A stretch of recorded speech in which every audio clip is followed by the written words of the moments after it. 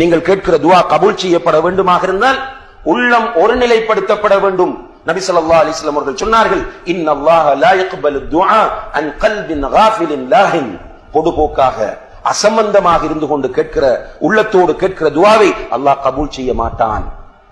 துஆ கையேந்திக்கிறது, யார் வாரா யார் போறா, அப்புறம் யாராவது பேசினா அவருக்கு பதில் சொல்றது, மொபைல்ல போன் வந்தா அதுக்கு ஆன்சர் பண்றது, அப்புறம் துஆ கேட்கிறது, அப்படி அல்ல. உள்ளம் ஒருநிலைப்படுத்தப்பட வேண்டும். அல்லாஹோடு நான் பேசுகிறேன், அல்லாஹ்விடத்தில் கேட்கிறேன். யாரோடு பேசிக் கொண்டிருக்கிறோம்? பள்ளிவாசல் தலைவரோடா, நண்பனோடா, கணவனோடா, மனைவியுடனா? நாம் பேசிக் கொண்டிருப்பது அல்லாஹுடன்.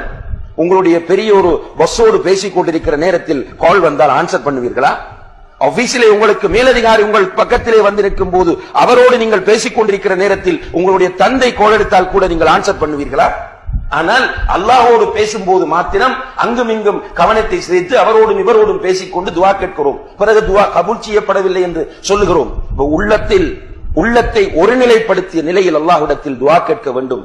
இரண்டாவதாக உதுல்லாஹ வ அன்தும் மூகினூன பில் இஜாபா, பதில் கிடைக்கும் என்ற நம்பிக்கையோடு அல்லாஹ்விடத்தில் பிரார்த்தனை செய்யுங்கள் என்றார்கள். உள்ளம் ஒருமுகப்படுத்தப்பட வேண்டும், பதில் கிடைக்கும் என்ற உறுதியான நம்பிக்கை வேண்டும். இந்த நம்பிக்கையோடு அல்லாஹ்விடத்தில் நாம் துஆ செய்தால் தான் அல்லாஹ் தஆலா துஆவை கபூல் செய்வான்.